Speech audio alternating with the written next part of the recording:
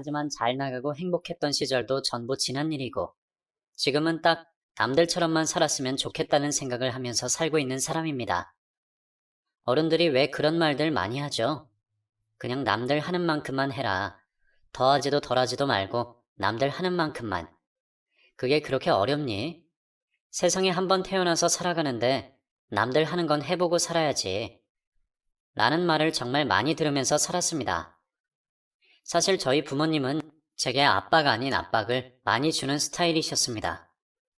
저는 한 집안의 장남이기도 하고 밑으로 동생이 둘이나 있다 보니 항상 동생들을 챙기며 살았고, 지금도 여전히 동생들, 조카를 만나면 제 주머니가 다 털리는 한이 있어도 꼭 10만 원 이상씩은 챙겨주는 멋진 삼촌이라 생각을 합니다. 다시 돌려받을 생각도 없고 이만큼 내가 해줬으니 생색을 내려는 것도 아니지만, 언제부터인지 모르게 저도 참 남들에게 다 퍼주고 앉아있는 걸 보니 아저씨가 다 됐다는 생각이 드네요. 어릴 때만 해도 아껴 쓰는 게 습관이 돼서 10원짜리 한 장도 허투루 쓰는 사람이 아니었는데, 귀엽고 순수한 아이들을 보면 지갑이 턱턱 열리는 걸 보니 저도 아이가 갖고 싶은 모양입니다. 한때는 저도 사랑하는 아내와 행복한 가정을 꿈꿨습니다. 실은 제가 생긴 건 멀쩡하게 생겼지만 보기보다 정말 지고지순한 사랑꾼입니다. 제 아내를 혼자 짝사랑한 것만 해도 거의 10년, 그리고 결혼 생활도 꽤 오래 했으니 제 인생에서 절반 이상을 한 여자만 바라봤다고 해도 과언이 아닌 셈이니까요. 저와 아내는 어린 시절부터 동네 친구로 지냈습니다. 친한 사이는 아니었지만 한 동네에서 자랐고, 초등학교 6학년 때 처음으로 같은 반이 됐죠. 제 아내는 그 당시 옆반의 반장이었습니다. 학교 회장 선거에 나가겠다면서 학교 친구들에게 사탕을 나눠주면서 선거 요새를 하던 그 친구를 처음 보게 됐죠. 하교를 하는 저를 붙잡아 세워놓고, 야, 너 6학년이야? 회장 선거 일주일 남은 거 알지? 나 2번이야. 꼭 뽑아줘. 알겠지? 라면서 제 어깨를 꽉 잡고 놔주질 않더라고요. 알겠어. 뽑을게. 이것 좀 놔줘. 라면서 저는 그 친구를 뿌리치고 냅다 달렸고, 그 친구는 뒤에서 야, 뽑아! 알겠지? 너 내가 얼굴 기억한다! 라면서 제게 소리를 질렀죠. 아내는 기억할지 모르겠지만 그게 우리의 첫 만남이었습니다. 그리고 이제 와서 하는 얘기지만 그 친구가 자기를 뽑아달라는 말을 했지만 저는 그 친구를 뽑지 않았습니다. 그냥 그땐 제가 그 친구를 좋아하는지 몰랐는데, 내심 어린 마음에도 전교 회장이 되면 너무나 많은 사람들을 신경 써야 하고 그 사람에게 관심이 쏠리고, 그럼 남자 여자 할 것 없이 그 친구한테 다 몰리고, 그럼 나는 뒤로 밀리고, 이런 상황이 싫었던 것 같습니다. 참 어린 나이였지만 지금 생각하면 저도 영악했던 것 같네요. 하지만 그 뒤로는 그 친구랑 말 한마디 하지 못하고 중학생이 됐습니다. 가끔 동네에서 오고 가며 그 친구와 인사를 했고 부모님과 같이 있는 모습을 보기도 했었는데, 그럴 때마다 저희 집과 비교되는 모습에 위축이 되기도 했었습니다. 아버지는 항상 정장을 입고 계셨고 어머니 역시 동네에서 알아주는 대학 교수라고 하더라고요. 그 집은 비서도 있었고 일하는 가정부 아주머니도 계시고, 동네에서도 사람들이 지나가면서 저 집은 언제 저렇게 돈을 많이 벌었대? 이 동네 처음 들어올 때도 집이 으리으리했었는데 지금은 완전 궁전이 됐네. 아유 세상에, 정원을 저렇게 가꾸려면 정원사 같은 것도 있어야 되는 거 아니야? 그 집 사람 안 구하나? 내가 가서 일하고 싶은데 집이 부자니까 돈도 많이 주지 않을까? 라면서 자기들끼리 수군댔고, 동네 아줌마들은 슈퍼 앞 평상에 앉아서 누가 먼저 저 집에 가정부로 들어갈 수 있는지 내기를 하면서 얘기도 하고 시간을 보내기도 했습니다. 그런 얘기들을 들을 때마다 제 어깨는 점점 움츠러들었습니다. 저희 아빠는 매일 술만 찾는 알코올 중독에 엄마는 공사 현장 한밭집에서 서빙 일을 하는 전형적으로 못 사는 집이었고, 제 밑으로는 동생들도 있어서 제가 밥을 한 끼라도 덜 먹어야 동생들이 맛있는 걸 먹을 수 있기 때문에 또래들보다 키가 많이 크지도 않았고 항상 기가 죽어 있었거든요. 솔직히 저희 부모를 많이 원망했습니다. 사춘기 때는 가난한 저희 집이 원망스러워서 술을 마시는 아빠 술상을 엎으며, 이럴 거면 애는 대체 왜 소세지처럼 줄줄이 나왔어? 책임도 못 질 거면서 낳긴 왜 낳아? 자식들이 불쌍하지도 않아? 맨날 똑같은 밥에 반찬에 막내는 밥 먹기 싫다고 울고만 있어. 진짜 지긋지긋하지도 않아? 집 문 열고 들어오면 술 냄새만 나고 엄마는 언제 얼굴을 봤는지도 기억이 안 나. 이게 사람 사는 거야? 아빠는 우리가 불쌍하지도 않아? 라면서 소리를 질렀습니다. 그러자 아빠는 제 귀싸대기를 힘껏 때리면서 사내 새끼가 어디서 투정이야 투정이! 입 닥치고 술이나 가져와! 라면서 오히려 제게 윽박을 지르더라고요. 정말 끔찍했습니다. 어떻게 해서든 제일 먼저 성인이 되면 돈을 벌어 집을 나가야겠다고 생각했고 매일 밤 다리를 주무르며 우는 소리를 내는 엄마가 불쌍했지만 제 인생을 살아가는 게 우선이라 생각했습니다. 그 뒤로 제가 성공할 수 있는 길은 공부라고 생각했습니다. 하지만 공부를 열심히 해도 집안에서 받쳐주질 못하니 사교육은 받을 수도 없었고 반에서는 선행학습을 하거나 학원 또는 과외를 다니는 애들이 전교 상위권 싸움을 하며 저는 자꾸자꾸 뒤로 밀릴 수밖에 없게 됐죠. 하지만 저는 남들보다 노력하지 않으면 지금 성적을 유지할 수 없다는 생각에 더 악착같이 했던 것 같습니다. 그렇게 다행히도 서울 중상위권 대학에 입학할 수 있었습니다. 물론 전부 학자금 대출로요. 엄마는 대학에 합격한 저를 붙잡으며 대학을 꼭 가야겠어. 우리 집 형편이 이런데 정말 미안한데 아들 취업하면 안 될까? 엄마 혼자 돈 벌기 너무 힘들어. 물론 대학 나와서 더 좋은 회사 들어가고 돈도 더 많이 벌겠지만 지금 당장 우리 집이 그럴 형편이 아닌데 군대도 가야 되고 졸업하면 20대 후반까지 넘어가는 거 아니야? 엄마도 좀 쉬자. 엄마도 좀 쉬면서 살자. 라고 제게 말을 하더라고요. 저는 그 말을 듣는 순간 그 자리에서 바로 엄마 손을 뿌리쳤습니다. 엄마, 설마 내가 지금 돈을 번다고 해도 집에 한 푼이라도 보탤 것 같아? 나 지금 이 순간부터 엄마랑 아빠, 부모라는 건 내겐 없는 사람이야. 엄마도 염치라는 게 있으면 나한텐 그렇게 말하면 안 되는 거 아니야? 내가 뭘 했어? 어릴 때부터 아빠랑 이혼하랬잖아. 그런데 저런 망나니 같은 인간을 끝까지 붙잡고 산 게 누구야? 엄마잖아. 그런데 뭐? 일하기가 힘들어? 진짜 어이가 없다 어이가 없어. 난 이제부터 부모라는 건 없는 사람이야. 나한텐 다 모르는 사람이니까 손 벌릴 생각하지 마. 라면서 집을 나와버렸습니다. 그렇게 난동을 부리고 밖으로 나오니 동네 사람들 몇몇이 모여 있었고 그 자리엔 그 여자애도 있었죠. 너무 쪽팔렸습니다. 집안에서 부수고 던지고 온갖 말도 안 되는 소리들을 전부 들었을 생각하니 쥐구멍이 있다면 숨고 싶은 심정이었죠. 그 뒤로 저는 대학에서 사귄 친구 자취방에서 매달 소에게 돈을 내고 얹혀 살기 시작했습니다.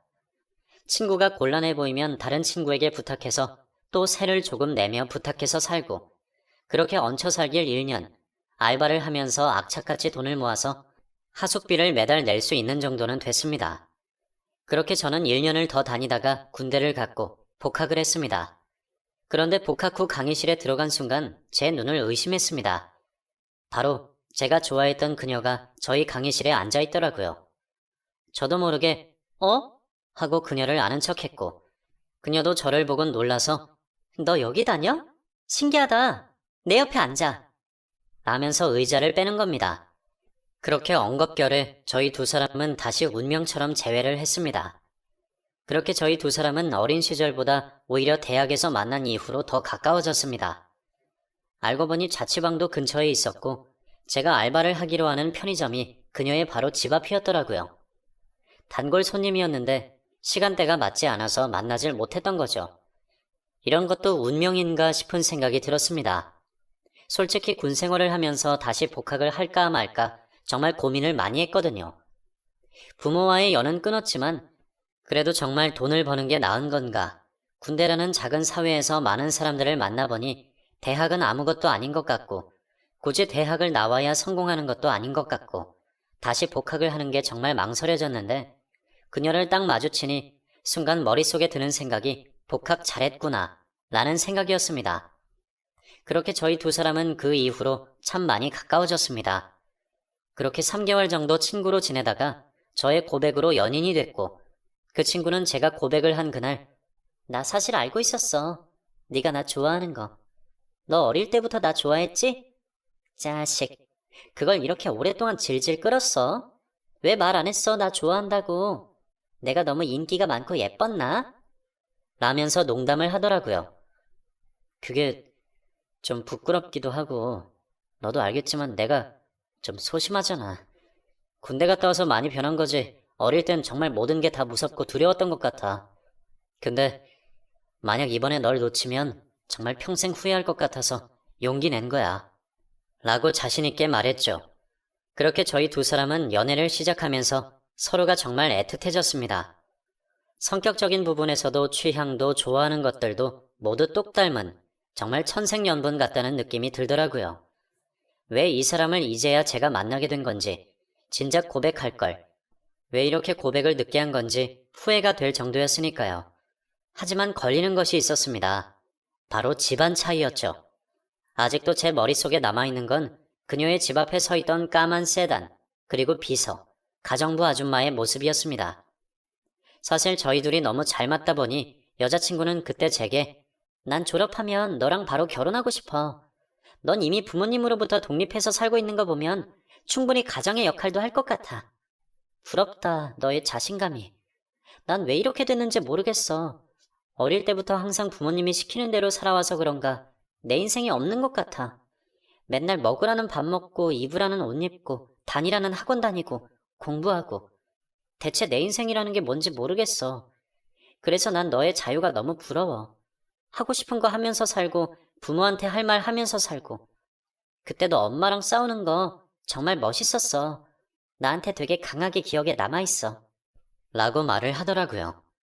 그날이라면 제가 엄마랑 대판하고 부모의 연을 끊겠다고 선전포고한 날이었는데 그런 걸 멋있다고 하는 게 좀 웃기기도 했고 한편으로는 부자들은 저렇게 정해진 인생을 사는 건가 싶은 생각도 들었습니다. 그렇게 저는 졸업을 하자마자 꽤 괜찮은 기업에 취직을 했고 여자친구는 아버지 사업을 배운다면서 저보다 일찍 졸업을 해서 이미 취업을 한 상태였습니다. 그런데 언제부턴가 여자친구는 말도 없이 약속 장소에 안 나오는 일이 많아졌고 전처럼 연락도 잘 되지 않았습니다. 그날도 약속을 펑크낸 그날, 솔직히 좀 화가 많이 났었는데 밤에 문자가 오더라고요. 내일 우리 부모님 볼래? 엄마 아빠한테 결혼 얘기했어. 너 보고 싶대. 라면서 갑자기 진도를 확 나가더라고요. 이렇게 갑자기? 나 아무런 준비가 안 됐는데. 근데 어쩐 일이지? 부모님이 나 많이 반대한다고 걱정했잖아. 라고 답장을 보냈더니 내가 설득했어. 너랑 결혼할 거니까 그런 걱정은 하지 마. 내일 우리 매번 만나던 지하철역 앞에서 보자. 라고 하더라고요. 그때부터 심장이 쿵쿵 뛰기 시작했습니다. 말로만 듣던 여자친구의 부모님을 직접 만나게 된 것이 정말 결혼으로 다가가는 첫걸음 같았거든요. 그렇게 처음 그 집에 들어가 정면으로 두 분을 마주하게 된 그날, 집안의 분위기가 심상치 않다는 것을 느꼈습니다. 아버지는 표정이 굳은 채로 절 쳐다봤고 어머님 역시 무표정으로 들어오세요 라면서 저를 쳐다보지도 않으시더라고요. 정말 불편했고 어떻게든 분위기를 풀어보려고 했지만 쉽지 않았습니다. 그렇게 아무 말도 없이 밥을 먹다가 아버님이 꺼낸 얘기는 충격적이었습니다. 우리 딸이 살면서 이런 짓을 한 적이 한 번도 없어. 내 말을 거역한 적이 없다고. 자네한테 모든 걸 다 설명할 순 없지만 우리 가족, 자네가 나타나기 전까지만 해도 정말 화목했네. 근데 자네가 우리 집을 다 망쳐놨어. 그래서 난 다시는 딸의 얼굴을 안 보고 살기로 했네. 내가 자네를 만나자고 한 건 지금 이 말을 하기 위해서야.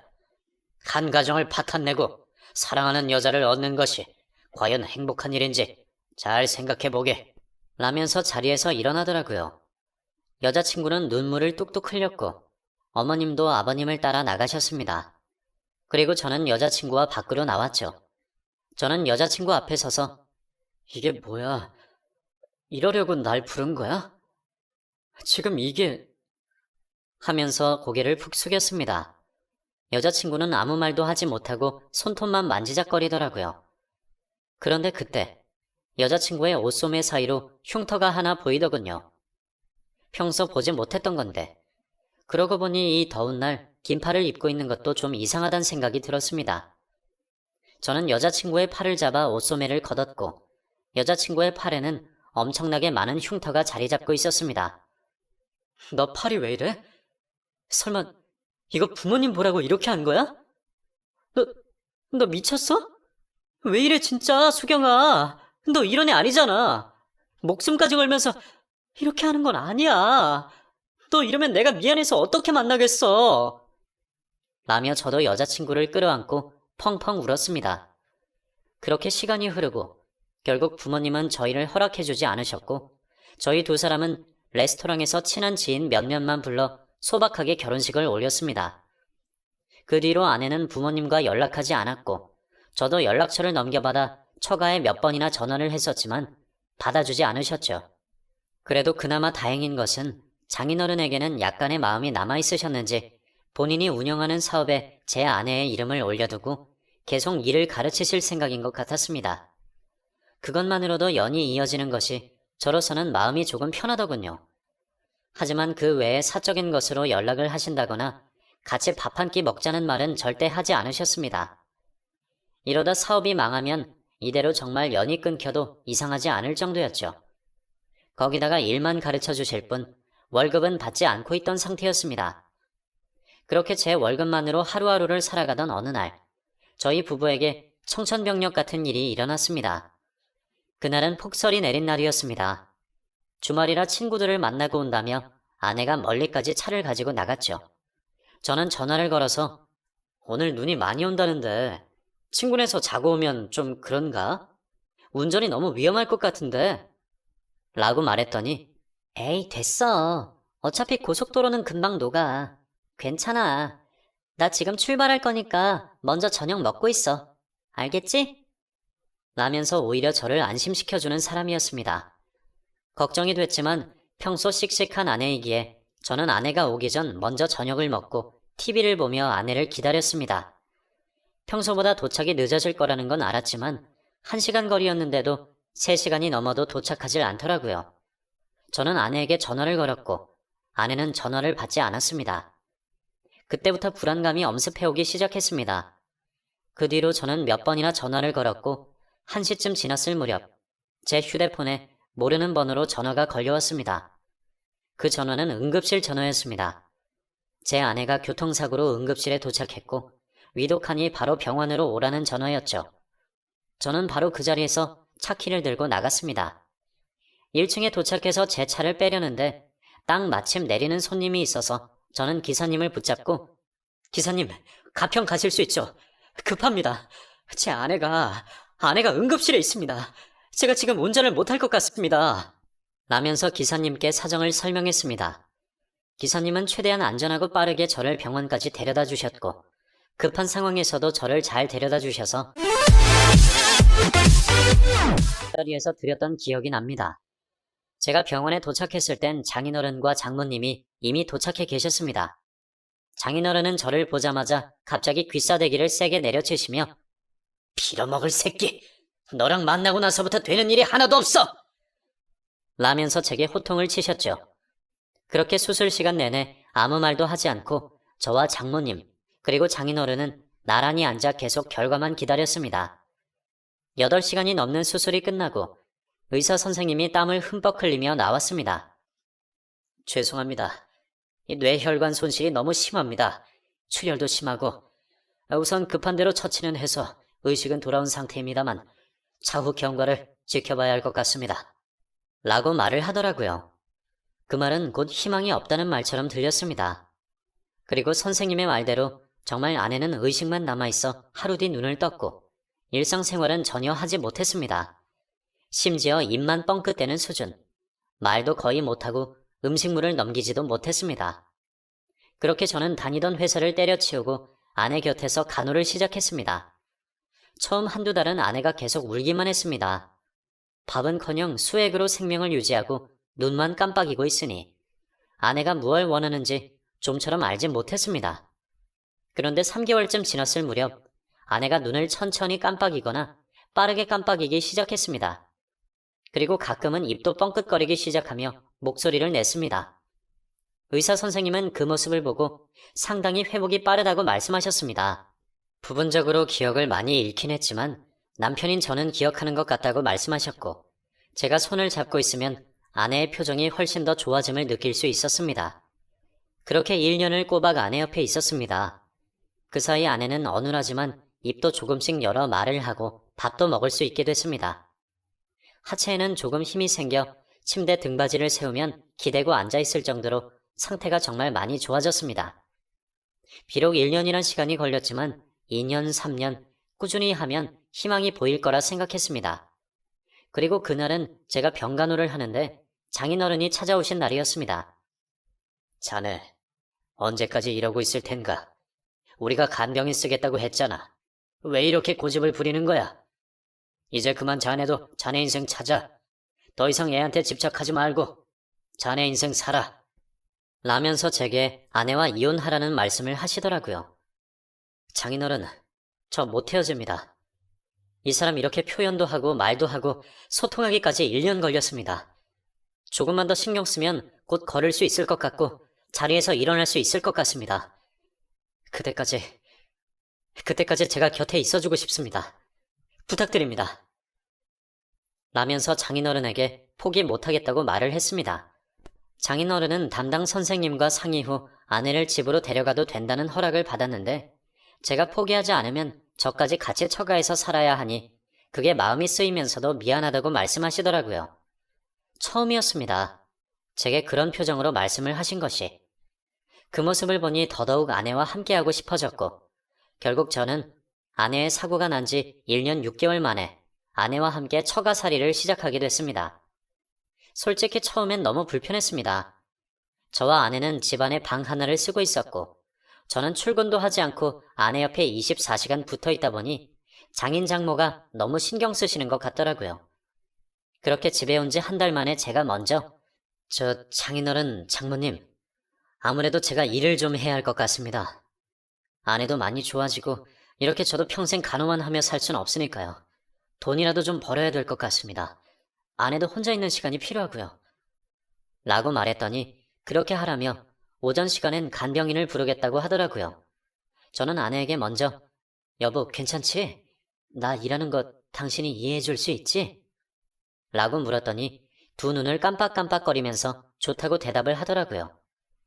그렇게 저는 아침 8시부터 오후 6시까지 친한 형의 회사에서 일을 할 수 있게 됐습니다. 중간중간 아내는 약도 먹어야 하고 주사도 맞아야 하는데 장인 장모님께서 챙겨주겠다고 하셨지만 그래도 신경이 쓰이더군요. 하지만 아내는 그 상태에서 더 나빠지지도 그렇다고 좋아지지도 않았습니다. 주기적으로 약을 받으러 병원에 갔지만 장인어른께서는 이거 약 먹어서 뭐 달라지는 게 있는 거야? 난 도저히 모르겠다. 라면서 아내가 약 먹는 것도 탐탁치 않아 하셨죠. 하지만 전 아내를 포기할 수 없었습니다. 밤마다 아내 옆에 앉아서 여보, 오늘 어땠어? 누가 당신 괴롭히지 않았어? 라고 물으면 눈을 천천히 깜빡였고 입모양으로는 뭐라 말을 하는 것 같았습니다. 긴 시간 동안 아내의 입모양을 읽다 보니 웬만한 말은 읽을 수 있었는데 항상 아내가 제게 하는 말은 여보, 이제 나 보내줘 라는 말이었습니다. 저는 그 말이 정말 듣기 싫었습니다. 그런 말을 하면 아내에게 화를 내면서 왜 자꾸 당신 그런 말을 하는 거야? 나 당신 포기 못해. 왜 자꾸 죽고 싶다고 하는 거야? 그런 말 하지 마, 진짜! 라면서 아내를 붙잡고 펑펑 울었죠. 그렇게 아내와 씨름을 하고 싸우기도 하고 아내를 달래가며 병간호를 해간 지 10년. 제 나이도 40이 넘고 제가 처가살이를 한 지도 오랜 시간이 지났습니다.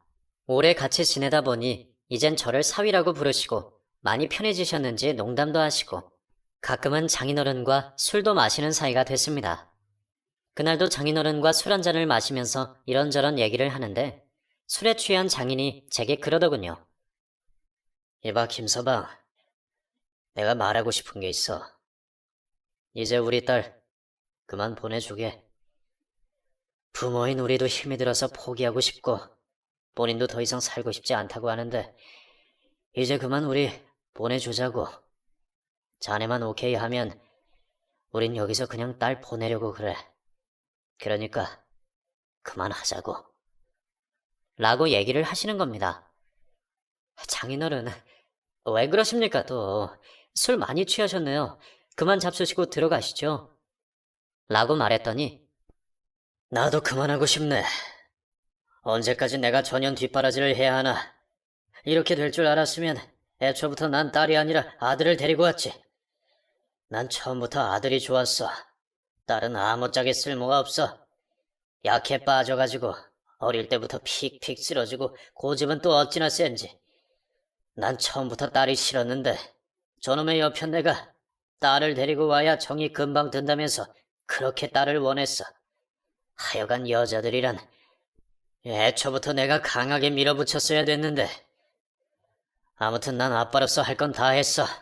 부모로서 할 거 다 했으니까 이제 그만하자고. 돈이나 되는 걸로 알아봐야지. 라면서 비틀거리며 방으로 들어가시더라고요. 그땐 그게 무슨 말인가 했습니다.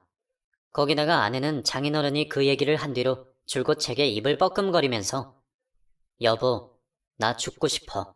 보내줘. 당신이 보내줘. 라는 말을 자주 하곤 했죠. 솔직히 10년이란 세월을 병간호 하다 보니 저도 많이 지쳐있던 상태였고 아내가 그렇게 말을 하니 정말 보내주는 게 맞는 건가 싶은 생각이 들기도 했습니다. 저는 처음으로 아내에게 당신 진심이야? 정말 그랬으면 좋겠어? 라는 말을 10년 만에 처음으로 물었습니다. 아내는 눈물을 흘리며 나 너무 힘들어. 당신이 나 좀 보내줘. 라고 말을 하더군요. 저는 담당 선생님께 전화를 드렸고 가족의 동의하에 수술을 진행해보고 그때도 안 되면 보내주는 게 맞을 것 같다고 말씀을 하시더라고요. 하지만 이 말을 들은 장인어른은 한사코 결사반대를 하셨습니다. 수술? 뭔 놈의 수술을 또 해? 지금 쟤 때문에 들어간 돈이 얼만지 알아? 수술을 해서 수술이 성공할 거란 보장이 있어? 그런 것도 없으면 그냥 죽이면 되는 걸 뭐 이렇게 과정이 복잡하고 힘들어? 아우 씨 승질나.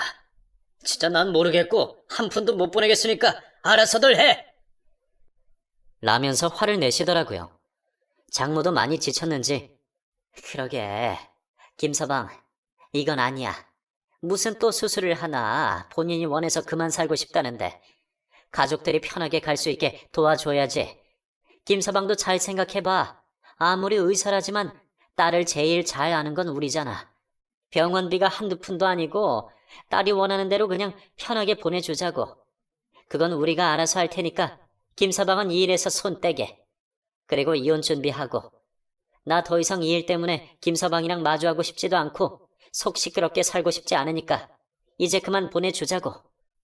라고 말씀하시더라고요. 많은 고민이 들었습니다. 저는 아내가 있는 방으로 들어가서 여보, 미안해. 많이 시끄러웠지. 당신이 바라는 대로 당신이 가는 길은 내가 보내줄게. 그런데 좀 시간이 필요해. 상의할 것도 많고 이게 내 맘대로 되는 게 아니야. 무슨 말인지 알지? 이해 좀 해줘. 라고 얘기했더니 아내는 눈을 깜빡이며 알겠다고 대답하더라고요. 그리고 이틀 정도 시간이 흐르고 제가 3교대 근무로 새벽 출근을 하는 날이었습니다. 동이 틀 때쯤이었는데 잠깐 눈을 붙이고 자고 일어났더니 거실에서 수근거리는 소리가 들리더라고요. 장인어른의 목소리였습니다. 그래서 오늘 병원에 데리고 간다는 거야? 진짜 고집이 보통이 아니네. 그니까 내가 뭐라고 했어? 이왕 데리고 올 때 처음부터 아들로 데리고 오면 좋잖아. 왜 딸을 데리고 와서 이 고생을 하냐고 고생을. 하면서 소리를 내시더라고요. 장모님께서도 내가 이렇게 될 줄 알았어? 제가 저렇게 병신이 될 거라고 누가 알았겠어? 그래도 그전에는 똑부러진 애였잖아. 진짜 내 피가 안 섞여서 그런가 왜 이렇게 정이 안 가나 모르겠어. 그냥 저렇게 자다가 죽었으면 모두가 편하고 얼마나 좋아. 그나저나 당신 아라는 봤어? 신장은 얼마 정도 준대? 간 같은 것도 요즘 쳐주나? 라는 말을 하더라고요. 그 말을 듣는데 저는 아내와 눈이 마주쳤습니다. 아내는 눈을 깜빡였고 입을 뻐끔거렸죠. 본인은 알고 있다는 뜻인 것 같았습니다. 그 말에 장인어른은 요즘 신장 같은 건 값도 안 쳐준대. 내가 이거 알아보려고 정말 사돈에 8촌에 아휴 그나마 돈 쳐주는 게 심장이라더라. 제가 머리가 고장났으니 망정이지 장기까지 전부 고장났으면 돈도 안 됐을 거 아니야. 그래도 머리는 좋은 애였는데 저렇게 병신이 돼버렸으니 이제 하나도 쓸모가 없네. 그나저나 언제 쟤를 빼올 거야? 맨날 저렇게 김서방이 옆에 딱 붙어 있으니 뭐 애를 꺼내올 수가 있어야지. 내가 내일 모레 병원으로 보내겠다고 했는데 가능하겠어? 라며 끔찍한 소리를 하는 겁니다. 이게 도대체 무슨 말인 건지 제가 들은 말이 정확하다면 아내의 장기를 팔아 넘기겠다는 말처럼 들리더군요.